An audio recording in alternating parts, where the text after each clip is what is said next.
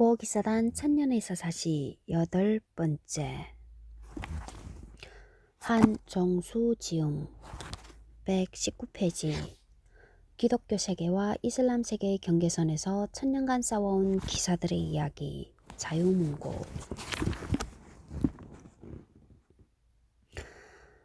참고서적 해외서.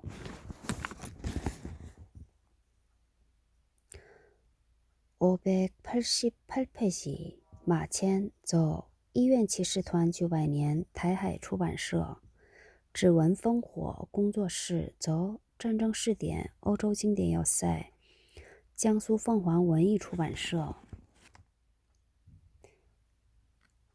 Elizabeth 海南片川城阳太田直也太田美智子译十字军大全东洋书林川有希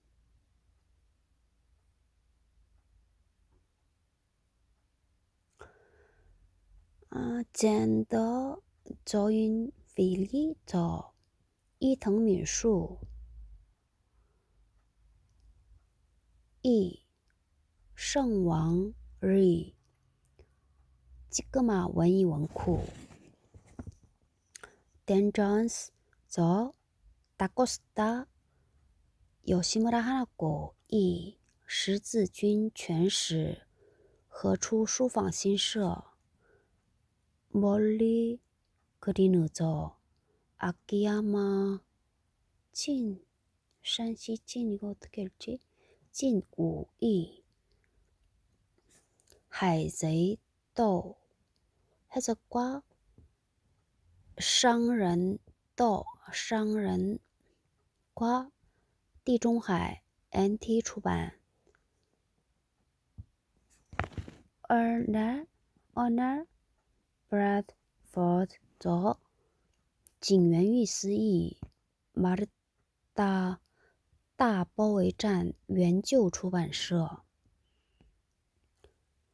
Turnshewise 则道业译名译圣骑士团新纪元社 Rene Grosset 则하시크치伦切桥口伦切译十字军文库타세시오白水社樱田康人则十字军国家的 Kenkyu 研究名古屋大学出版会桥口伦介者十字军骑士团讲谈社历史群像14호 JKKEN 历史群像55 JKKEN 历史群像107호 JKKEN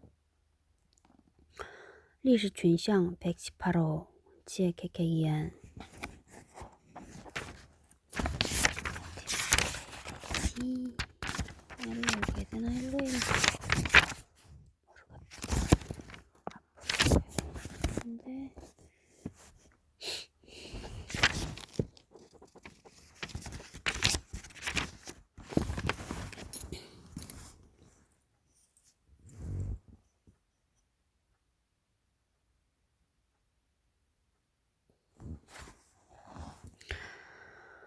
(119페이지) 이렇듯 교섭은 양쪽의 필요에 의해 진행되고 있었다. 처음에는 발리앙이 예루살렘으로 갔지만 점차 살라딘 쪽의 정권대사 아딜이 리처드를 찾아오는 방식으로 바뀌었다.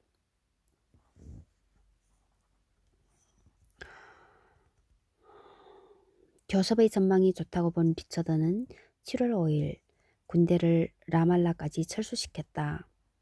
시돈과 베이루트 등 아직 살라딘의 손에 있지만 티레와 아크레 사이에 끼어있는 해안 도시들을 십자군 측에 양도하겠다는 것과 진짜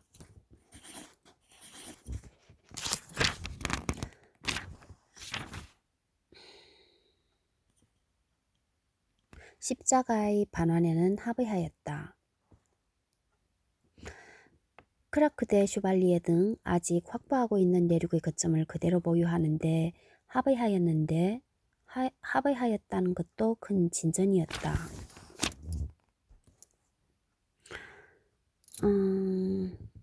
시돈과 베이루트 등 아직 살라딘의 손에 있지만 티레와 아크레 사이에 끼어있는 해안 도시들을 십자군 측에 양도하겠다는 것에 대한 해석 119페이지. 티레이 코라도는 베이루트와 시돈을 넘겨주면 리처드 축출에 협력하겠다고 살라딘에게 제의를 한 바 있었다. 하지만 가장 중요한 예루살렘 문제는 해결되지 않았다. 반환은 물론이고 구호기사단은 20명의 예루살렘 상주도 살라딘은 순례자 외에는 이 성스러운 도시 머무르면 안 된다라고 주장하며 받아들이지 않았다. 누이 조앤을 내세운 살라딘 사돈화 카드도 그녀의 결사반대로 완전히 무산되었다. 반대로 살라딘은 요구 조건 중 가장 중요한 것은 시리아와 이집트를 연결하는 요지 아스칼론이었다. 시리아와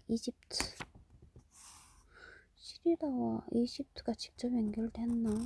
안 된 것 같은. 시리아 아스칼론이었다. 그러나 리처드는 아스칼론의 돌 하나도 끌어낼 수 없다고 응수하였다. 살라딘은 또한 순례자 외에는 이 성스러운 도시에 머무르면 안 된다는 주장을 거두어들이지 않았다. 물론 예루살렘 공격 포기와 이집트 공략, 살라딘과의 교섭을 십자군 구성원 모두가 동의한 것은 아니었다. 반대 세력의 대표는 프랑스군 사령관인 부르고뉴 공작 위그 3세였다. 그는 리처드를 공격하는 돌림 노래까지 만들었을 정도로 격렬하게 반대하였다. 이때 리처드에게 필리프 2세의 잉글랜드령 침공 소식도 전해지면서 결국 리처드는 한 번 더 군대를 추스르고 십자군의 중의도 다시 모을 겸해서 아크레로 향하였다. 일시적이지만 야파에는 약한 군대밖에 없었고 리처드의 누이와 아내도 있었다. 그런데 이 사실을 알게 된 살라딘은 직접 대군을 이끌고 7월 27일 야파를 기습하였다. 누가 보아도 살라딘답지 않은 행동이었지만 이런 방법이 아니면 전투에서 리처드를 이길 방법이 없다는 반증이기도 하였다. 아크레에서 이 소식을 들은 리처드 자신은 해로로 성전기사단과 구호기사단을 주력으로 한 또 한 갈래의 구원 부대는 용로로 야파를 구하기 위해 급히 출발하였다.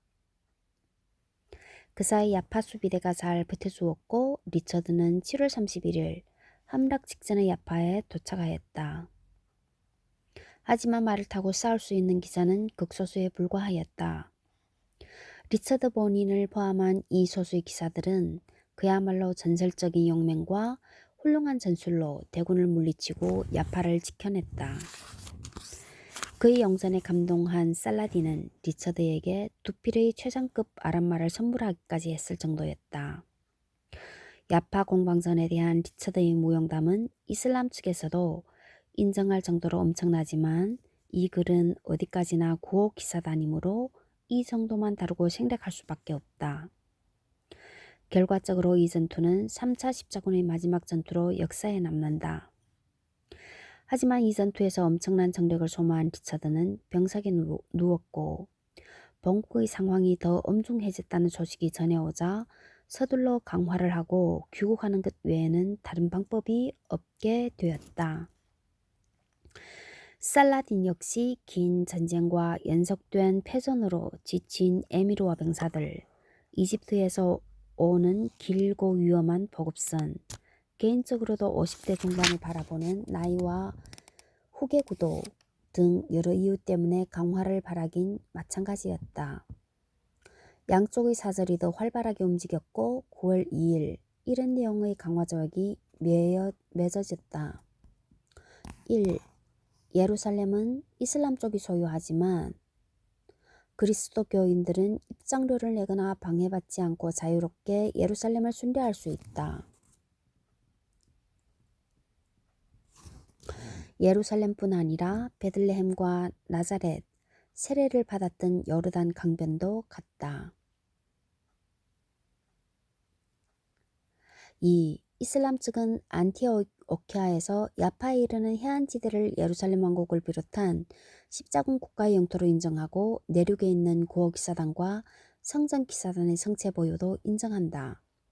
3. 아스칼론을 다시 파괴하고 3년 동안은 재건을 금지한다. 4. 몸값 지불 등 아무 조건 없이 양쪽이 응두하고 있는 포로는 전원 석방한다. 5. 양쪽의 순례자와 상인들은 상대방의 영토를 자유롭게 왕래할 수 있다. 납득할 만한 내용이지만 진짜 십자가를 반환한다는 조항이 없다는 것은 놀라운 일이 아닐 수 없다. 아마도 혼란기에 없어진 듯한데 리처드가 그것을 추궁하지 않은 것도 더 놀라지 않을 수 없을 수 없다. 이후 그 십자가의 조각으로 만들었다는 성물이 여기저기에 나타나기는 했지만 이 책의 주제와는 직접적인 관련이 없으므로 생략하고자 한다. 물론 이 조직의 조인에는 구호기사단도 참여했는데 안타깝게도 아르수프에서 용맹을 떨친 가르니에드 나블루스는 조약 체결 직전인 8월 31일에 세상을 떠나고 만다. 후계자는 고프리드 돈존이었다. 구호기사단 입장에서 고무적인 것은 예루살렘 시내에서 성묘교회와 기사단의 병원이 순례자들의 숙소로 유일하게 인정받았다는 사실이다. 물론 수도사와 의사들의 상주도 허용되었다. 이렇게 구호기사단은 비군사적 성격이기는 하지만 예루살렘에 거점을 가진 유일한 십자군 세력이 된 것이다. 십자군 전사들이 휴전 기간을 이용해서 예루살렘의 성묘교회를 찾았지만 리처드는 예루살렘을 그리스도께 돌려드린다고 서약했는데 완수하지 못했으니 입성하지 않겠다면서 입성하지 않았다. 기한이 3년이라는 사실로 미루어 볼 때 언젠가는 돌아와 그 맹세를 완수하겠다는 각오가 있었을 것이다.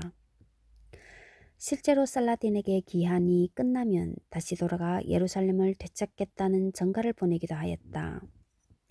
그러자 살라딘도 그 도시를 잃는다면 다른 이가 아닌 리처드에게 잃겠다고 대답했다고 한다. 두 영웅은 모두 그 다음 방식으로 마지막 인사를 한 것이다. 하지만 재대결은 이루어지지 못했다. 리처드는 10월 9일 아크레에서 배를 타고 잉글랜드로 돌아갔고 5개월 뒤에 이제는 되었다는 듯 살라딘은 지병으로 숨을 거둔다. 그리고 독일에서의 감금과 극적인 귀국 등 그의 모험은 로빈 후드의 전설 등을 통해 우리에게도 꽤 알려져 있다. 어쨌든 이 조약은 실제로 효과가 있어서 3년 8개월이 아니라 계속 연장되어 26년간이나 지켜진다. 지금 기준으로도 거의 한 세대에 해당되는 시간이다. 3차 십자군은 목표를 완전하게 달성하지 못했지만 향후 100년간 예루살렘 왕국이 존속하게 할 기반을 마련했다는 점에서 성공적이었다고 할 수 있다.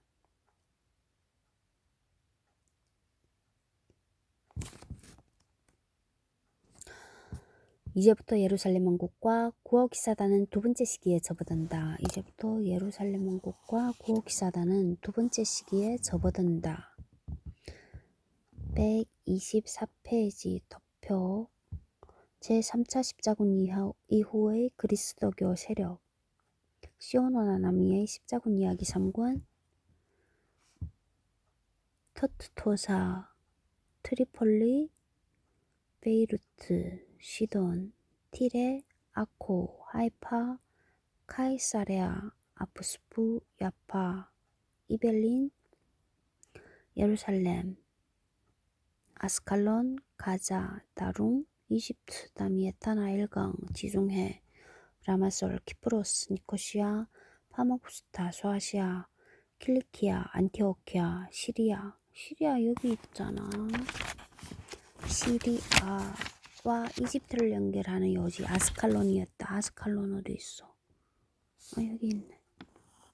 시리아와 이집트를 연결하는 요지 아스칼론이었다. 아스칼론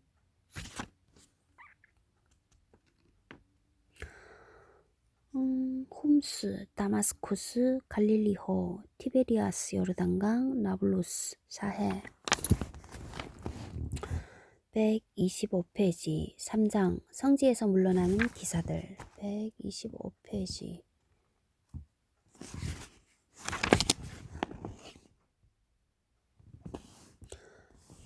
이기 예루살렘 왕국 시기의 구호 기사단과 4차 십자군. 125페이지. 안티오키아에서 일어난 오랜 내전과 예루살렘 왕국의 상황. 129페이지. 복잡한 분위기에서 태어난 5차 십자군 그리고 이집트 원정. 132페이지. 허무한 패전. 139페이지. 프리드리 2세와 6차 십자군. 142페이지. 찝찝한 성도 탈환. 148페이지. 15년 동안의 막강극 롬바르디 전쟁. 154페이지. 라포비전2 재현된 하틴의 천국. 159페이지. 성왕 루이와 7차 십자군. 163페이지.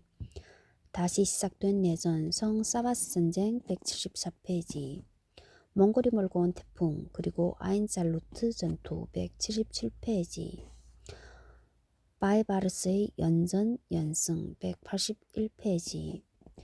8, 9차 십자군의 실패와 크라크 대 슈발리에의 함락. 184페이지. 암살단과 두 기사단. 191페이지. 말기의 우트르메르 그리고 몽골과의 동맹. 193페이지. 아군의 1282년 그리고 마르카브의 함락. 199페이지. 함락 전야. 204페이지. 아크레 함락되다. 208페이지. 십자군의 실패 원인. 216페이지.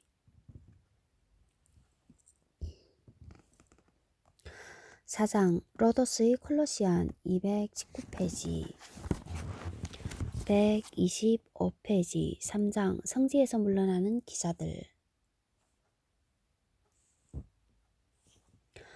2기 예루살렘 왕국 시기의 구호 기사단과 4차 십자군. 살라딘이라는 태풍을 맞고도 예루살렘 왕국은 살아남았지만 성스러운 도시와 내륙 지방의 대부분을 잃어 과거와 같은 영광은 사라졌다. 수도 역시 나라 이름과는 달리 항구 도시인 아크레에 두어야 하였다.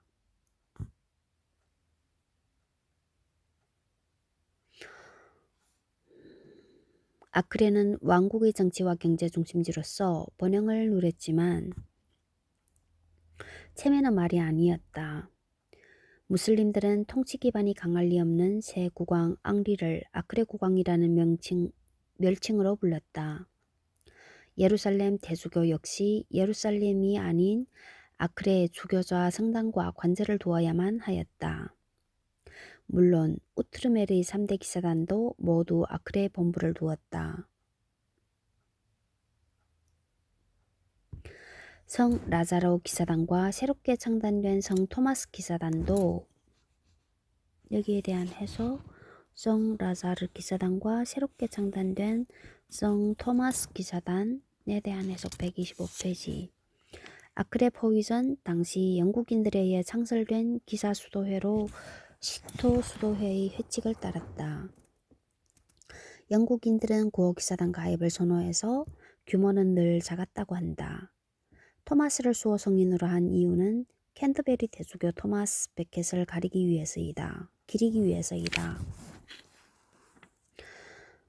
성 라자로 기사단과 새롭게 창단된 성 토마스 기사단도 마찬가지였다. 앞선 전쟁에서 구호 기사단은 비록 벨부아성을 잃기는 했지만 왕국이 입은 손실과 비교하면 피해가 적었고 무엇보다도 유럽에 있는 부동산 등의 재산은 전혀 피해를 입지 않았다. 프랑스인들은 구호 기사단에 경애를 표하기 위해 세레자 요한의 이름을 덧붙여 이 도시를 생장 다르크라고 부르기도 하였다. 126페이지 도표. 아크레 구호 기사단 본부. 하수도, 라틴인의 탑, 저장실, 통로, 기둥으로 된 홀, 감옥, 위병실, 안뜰, 미발굴 건축, 주랑, 욕실, 성요한 교회, 남쪽 통로. 앞선 전쟁에서 구호 기사단은 비록 벨부아성을 잃기는 했지만 왕국이 입은 손실과 비교하면 피해가 적었고 무엇보다도 유럽에 있는 부동산 등의 재산은 전혀 피해를 입지 않았다. 프랑스인들은 구옥기사단의 경의를 표하기 위해 세레사 요한의 이름을 덧붙여 이 도시를 생장 다르크라고 부르기도 하였다. 기사단은 인적, 물적 자원과 네트워크를 총동원하여 회복에 나섰고 특히 아크레에는 총장 관저와 교회, 병원, 창고, 감옥, 욕실, 식당과 주방 등을 두루 갖춘 총본부를 세웠다. 하지만 그들이 보유한 최고의 보물은 역시 크라크대 슈발리에였다. 1119년 앙리 국왕의 동생으로 성파뉴 백작사리를 물려받은 테오바르는 이 성에서 성대한 마상창 시합을 열기도 하였다. 3년 후 크라크대 슈발리에는 다시 지진으로 큰 피해를 입었다. 다행히 기사단에는 여력이 있었고 이 성을 더욱 강력하고 웅장하게 재건하였다. 성에는 60명의 기사와 2000명의 수비대 병력이 주둔하였다.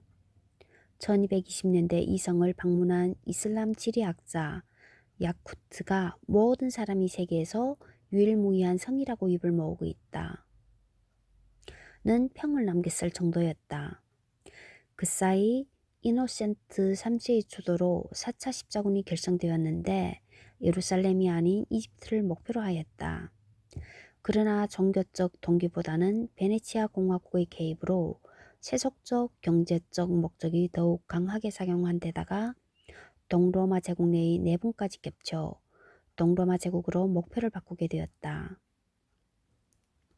이 십자군은 1204년 동로마 제국의 수도이자 유럽 최대의 도시였던 콘스탄티노플을 함락시키고 무자비하게 유린하였다. 그들은 수많은 문화재와 보물을 약탈하고 파괴하였다. 단일 사건으로는 역사상 최대의 문명적 재앙을 낳았다고 할 정도의 비극이었지만 예루살렘 왕국과 구호기사단과는 큰 관련은 없는 사건이라 할 수 있다. 하지만 이 참사가 기사단에게 전혀 영향을 주지 않은 것은 아니었다. 기사단과 동로마 제국은 오랜 유대 관계가 있었고 이집트 원정 때에는 같이 싸운 전우이기도 하였다. 그러나 기사단은 동로마 제국의 폐허 위에 세워진 라틴 제국으로부터 토로스 산맥 기슭에 있는 전형적인 비잔티움 양식의 성체인 토쿠마르를 얻었다. 이 성 역시 크라크대 슈발리에처럼 지중해변 도로를 굽어보고 장악할 수 있는 위치에 있었다. 이 과정에서 성의 소유권을 주장하는 주교와 법적 분쟁을 벌이기도 하였다. 물론 구호기사단뿐 아니라 성전 기사단도 용지를 얻었다. 라틴 제국 입장에서는 이슬람 세력을 막기 위해 3대 기사단의 힘이 필요했기 때문이다. 하지만 성전 기사단은 그리스 땅에 지나치게 욕심을 부리다가 라틴 황제에게 있던 땅까지 도로 빼앗기는 일이 벌어졌다. 하지만 이런 일들은 예루살렘 왕국과 다른 기사단 등 우트르메르의 그리스도 교인들에게는 중요한 일이 아니었다. 살라딘의 후계자인 동생 알-아딜과 사실상 예루살렘 왕국의 실권을 잡고 있는 발리앙은 마음이 잘 통하는 사이였고 평화협정을 계속 연장하면서 4반세기 동안 큰 충돌은 1197년 알-아딜의 야파 공격을 제외하면 거의 없었다. 양쪽의 도시들에는 쌍방의 상관이 설치되어 무역이 점점 활발해졌다. 오히려 예루살렘 왕국 내부에서는 유럽 본토에서 대규모 십자군이 오는 것을 반기지 않는 분위기가 형성될 정도였다. 새로운 십자군의 등장은 곧 전쟁을 의미하는 것이었기 때문이다. 자연스럽게 우트르메르의 기사단들은 창단 초기에 했던 본업, 즉 순례자의 호위에 대부분의 힘을 쏟았고 이전보다 숫자가 줄어들기는 했지만 보유한 성체의 방어와 관리를 하는 것 외에는 별다른 일이 없을 정도로 평화로운 시절을 보내고 있었다. 하지만 평화가 길어지면 다시 분란이 일어나기 마련인데 그 장소는 같다면 같고 다르다면 다른 식구인 안티오키아 공국이었다. 129페이지 안티오키아에서 일어난 오랜 내전과 예루살렘 왕국의 상황. 그리스도인이란 말이 처음 생겼고 위대한 사도성 바오로가 감행한 세 차례 선교 여행의 근거지이자 종착지였던 안티오키아. 이 도시는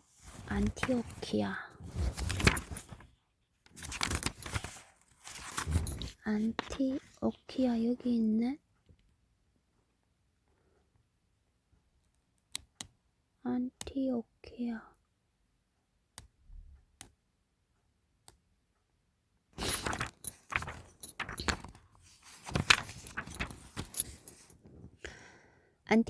안티오키아. 이 도시는 1차 십자군 전쟁 시기인 1098년 3월 십자군에게 함락되었고 지도자 중 하나였던 타란토 공작 보헤몽의 차지가 되었다.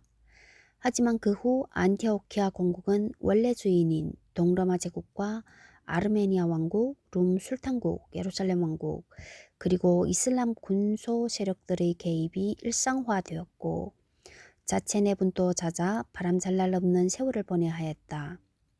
그 중에는 앞서 잠시 다루었듯이 성전 기사단도 있었다. 처음에는 이슬람의 공격에 대비한 방어를 도와주는 목적이었다. 안티오키아 공국은 하틴 전투 직후에는 남은 십자군 세력 중 가장 강한 나라가 되었지만 착시 효과에 불과하였다. 1201년 보헤몽 3세가 죽자 후처 시빌라에게서 낳은 아들이 보헤몽 4세로 즉위하였다. 하지만 4년 전 죽은 맏아들 레이몽의 아들인 레이몽 루벤 근제했고 아르메니아 왕국이 그를 후원하였다. 이 세력이 봉기를 일으켰다. 여기서 3대 기사단이 개입하고 9호 기사단이 아사신파 암살단과 제휴하면서 문제가 아주 복잡해졌다. 9호 기사단은 처음에는 보헤몽 4세를 지원하다가 아르메니아 왕 려오나 레이몽 루벤이 성전 기사단의 재물과 성체를 넘겨주겠다는 제의를 하자 그쪽으로 전향하고 아사신파를 사주하여 보헤몽 4세를 암살하는 추태까지 보였다. 당연히 성전 기사단과는 서로 대립하고 전투도 마다하지 않을 지경에 이르렀다. 9호 기사단의 이른 행동은 옳고 그름을 떠나 그들의 무력이 성전 기사단에 필적할 수준에 이르렀다는 증거이기도 하였다. 130페이지 가랑드 몬타규의 초상. 당시 9호 기사단의 총장은 가랑드 몬타규. 1207년에 총장을 맡아 1228년에 세상을 떠난 장수 총장이었다. 어쨌든 9호 기사단의 맹활약으로 1216년에 안티오키아는 함락되었고 이 도시는 레이몽 루벤 아르메니아 9호 기사단 연합 세력의 손에 들어왔다. 하지만 이들의 기반은 든든한 것이 아니어서 몇 년이 지나서야 레이몽 루벤은 9호 기사단의 지원과 백성들에게 긁어낸 돈으로 쓸만한 군대를 만들 수 있었다. 그는 형편이 나아지자 아르메니아 왕국의 왕위까지 노리게 이른다. 그가 원정을 나간 사이 9호 기사단이 안티오키아의 방어를 맡았다. 별다른 성과를 거두지 못하고 레이몽 루벤이 돌아오자 시민들이 봉기를 일으켰다. 레이몽 루벤과 9호 기사단은 내성에서 저항했지만 결국 야반도주할 수밖에 없었다. 이렇게 9호 기사단의 안티오키아 개입은 실패했지만 이후 안티오키아 아르메니아와의 관계는 회복되었고 오히려 공국 내 영지는 늘어났다. 하지만 성전 기사단과의 관계는 크게 악화될 수밖에 없었고 이후 사사건건 대립하는 사이가 되고 말았다. 여기서 안티오키아 공국의 큰 집격인 예루살렘 왕국의 상황을 살펴보도록 하자. 리처드가 떠난 지 5년 후인 1197년 앙리 왕이 성에서 추락하여 죽고 말았다. 그 다음 남편은 기드 류진양의 동생이자 그의 뒤를 이어 키프로스 왕이 된 아몰이었는데 그도 부인을 잃은 독신이었다. 이렇게 키프로스와 예루살렘 두 왕국은 일시적이지만 결합되었다. 1205년 아모리가 이질에 걸려 세상을 떠나자 전처의 소생 위그가 키프로스의 왕이 되고 코라도의 유복녀인 13세의 마리아가 예루살렘 왕위에 올랐다. 베이루트의 영조 장 디블랭이 섭정을 맡다가 17세에 친성을 하게 되었지만 적당한 결혼 상대가 없었다. 결국 프랑스의 필립 2세가 측근이자 기사도의 화신이라는 장드 브리엔을 추천하였다. 하지만 그는 지위도 권력도 재력도 없었고 나이도 60세였다. 그래서 필립 2세와 교황 인노켄티우스 3세는 그에게 4만 리브르의 금전적 원조를 제공하여 새 신랑의 체면을 살려주어야 하였다. 마침 그때 아이우브 왕조의 술탄 알 아딜이 평화조약을 더 연장하자는 제안을 보내왔다. 장 디블랭과 구호 기사단 총장 몬타규, 독일 기사단 총장은 지지했지만 성전 기사단 총장 기욤 드 샤르트르는 새 국왕의 의견을 듣고 나서 결정해야 한다고 주장하였다. 장 드 브리에는 9월 13일 아크레에 도착하여 결혼은 다음 날 거행되었으며 그 후 부부는 1210년 10월 3일에 티레이 대성당에서 예루살렘 왕국의 왕장 1세 그리고 마리아 여왕으로 즉위하였다. 이렇게 낙하산을 타고 내려온 환갑노인이 예루살렘의 왕이 되었지만 예상과는 다르게 그는 현명한 군주였다. 하지만 통치 기반이 약하다는 것은 누가 보아도 명백하였다. 그는 교황청의 의지를 거스를 입장이 아니었다. 그러면 당시 유럽의 상황은 어떠했을까? 132페이지. 복잡한 분위기에서 태어난 5차 십자군 그리고 이집트 원정. 한편 유럽에서는 1212년부터 프랑스와 독일에서 소련 십자군이 만들어질 정도로 다시 예루살렘을 되찾자는 운동이 민중들 사이에서 일어나기 시작하였다. 이와는 대조적으로 군주들은 십자군에는 관심이 없고 서로의 땅을 뺏는 데에만 정신이 팔려 있었다. 마리아의 남편감이 나타나지 않은 이유도 이런 분위기와 무관하지 않을 것이다. 이때쯤 아크레이 주교가 우투메르에 사는 그리스도교인들의 나태함과 안일함을 지적하는 편지를 써서 교황청에게 보냈다. 이렇게 되자 4차 십자군의 탈선에 실망한 교황 이노센트 3세는 교황청이 강력하게 통제하는 새로운 십자군을 일으키기 위해 정력적으로 움직이기 시작하였다. 민중들의 반응은 뜨거웠지만 호응하는 대군주는 막 신성 로마 제국의 황제 자리에 오른 바르바로사의 손자 프리드리 2세뿐이었다. 그러나 그도 내전을 치르고 있어 당장은 참가가 불가능했다. 즉 새로운 십자군은 이슬람 쪽 사정을 제외하고라도 서유럽 군주들 사이의 분쟁, 국가 내부의 권력투쟁, 민중들의 열기, 예루살렘 왕국의 내부 사정을 모두 조율해야 하는 너무나 복잡한 대사업이었던 것이다. 그러던 중인 1216년 7월 16일 이노센트 3세가 세상을 떠나고 호노리우스 3세가 즉위하였다. 그는 유능하고 정력적인 인물이었지만 그에게도 전임자가 물려준 과업은 너무 복잡하고 해결하기 어려운 것이었다. 어쨌든 5차 십자군 원정은 현지 분위기와는 상관없이 결정되었고 당연히 알라딜의 평화조약 연장 요구도 거부되었다.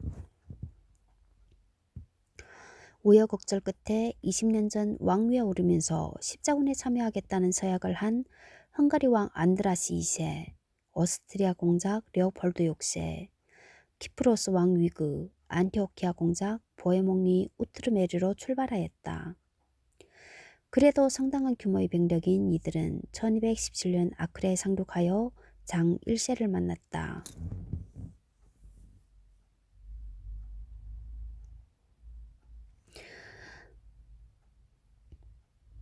문제는 어디를 공격하냐는 것이었다. 장 1세를 비롯한 현지 지도자들은 이집트 공격을 주장했지만 지휘관이 너무 많아 합의에 이르지 못했고 언제 올지 모르는 프리드리 2세란 존재도 혼란을 부추겼다. 그렇다고 아무것도 하지 않을 수는 없어서 소규모 전투를 시도했지만 별다른 성과를 거두지 못했다. 그런데 주력인 헝가리군을 이끌고 있는 안드라시 2세가 한 차례의 작은 전투만 치르고는 서약을 지켰다고 일방적으로 선언하였다. 그리고는 다음해 1월에 귀국해버리고 말았다. 예루살렘 총대 주교가 파문하겠다고 협박했지만 소용이 없었다. 그는 크라크 때 슈발리에를 직접 보고는 예루살렘 왕국의 열쇠라는 말을 남기기는 하였다. 그러자 키프로스 왕 위그, 안티오키아 공작 보헤몽도 귀국해버리고 말았다. 할 수 없이 남은 십자군은 성체제금 같은 자비를 하면서 증원군의 도착을 기다리는 수밖에 없었다. 봄이 되자 독일과 이탈리아, 네덜란드, 잉글랜드, 오스트리아 군대가 왔지만 프리드리히 2세는 나타나지 않았다. 이런 식의 십자군 참전이 일상화되었기 때문에 병력은 늘 가변적이었고 장군들은 자신의 병력이 얼마인지도 알 수 없을 정도였다. 할 수 없이 5차 십자군은 현지 세력이 중심이 되고 제노바의 해군이 참가하는 형태로 진행될 수밖에 없었다. 궁극적인 목표는 물론 카이로였지만 그 전에 다미에타를 차지해야 했다. 물론 구호기사단이 빠질 수는 없었는데 그들로서는 반세기 만의 이집트 원정이었다. 7월부터 공성전이 시작되었다. 사실 5차 십자군의 전력은 3차 십자군에 비하면 훨씬 약하였다. 하지만 이슬람 쪽의 사정도 좋지 않기는 마찬가지였다. 만년에 접어든 알-아딜과 아들 알-카밀에 대한 에미르들의 충성심은 살라딘 시절보다 훨씬 약해져 있었고 시리아와 이집트의 결속도 느슨했기에 이집트 공격이 가능했던 것이다. 다미에타는 강력한 요새 도시였다. 3종의 성벽과 28개의 탑 외에도 도시의 동쪽과 남쪽은 늪지대로 보호받았고 북쪽과 서쪽도 나일강의 여러 지류들로 둘러싸여 있었다. 십자군이 다가오자 수비대는 강 건너편의 외곽 요새와 도시 사이에 굵은 쇠사슬을 설치하여 십자군 군함의 통행을 막았다. 다미에타 함락을 위해선 수륙 양면의 공격이 필요했고 따라서 다미에타의 운명은 외곽 요새에 달려 있었다. 십자군은 두척의 배를 묶고 그 위에 4개의 튼튼한 기둥을 세운 다음 그 기둥 위에 목재로 만든 구조물을 올리고 복잡한 도르래로 작동하는 회전 사다리가 장작된 새로운 공성 장비를 선보였다. 이 신무기 덕분에 십자군은 다미에타의 외곽 요새를 함락시킬 수 있었다. 이 공성기를 실은 배가 구호기사단 소속이었다. 73세의 알라딜은 알라딜이야 이름이? 알라딜. 이 비보의 총격을 받아 세상을 떠났고 아들 알-카밀이 후계자가 되었다. 전후 직후에 영국과 이탈리아, 프랑스, 스페인에서 온 새로운 병력이 도착했지만 기존의 병력은 귀국하여 전력은 그대로였다. 이제는 정해진 목표가 달성되지 않아도 일정 기간 복무하기만 하면 서약이 완수되는 것으로 간주되면서 십자군의 성격이 바뀌었기 때문이다. 여기서 지휘체계가 문제를 일으켰다. 프리드리 2세가 오지 않는 상황에서 장 1세가 지휘봉을 잡았지만 9월이 되자 교황의 대리인인 알바노 초기경이 현지에 도착하면서 꼬이기 시작하였다. 그는 오만하고 성급한 성격의 소유자로 십자군은 신이 바란 대로 해야 하는 전사들의 집단이니 교황청의 통솔 아래 작전을 진행해야 한다고 주장하였다. 물론 그가 대리해야 한다는 것이었다. 하지만 그가 직접 작전까지 지휘하려 했는지는 확실하지 않다. 이후를 지지하는 파벌이 생겨났고 장 1세와 대립하면서 작전은 지지부진해졌다. 10월에는 부왕 사후에 혼란을 수습한 알-카밀이 전선에 복귀하였다. 하지만 양군은 다 우수하고 강력한 지휘관이 없어 우위를 점하지 못했고 11월 들어서는 홍수가 나서 양쪽 군대 모두 물속에 허우적거리는 신세가 되었고 전염병까지 돌아 적지 않은 병사들이 쓰러졌다. 이런 식으로 1218년이 가고 1219년으로 해가 바뀌었다. 2월 초 갑자기 알카밀이 카이로에서 일어난 내부 쿠데타로 인해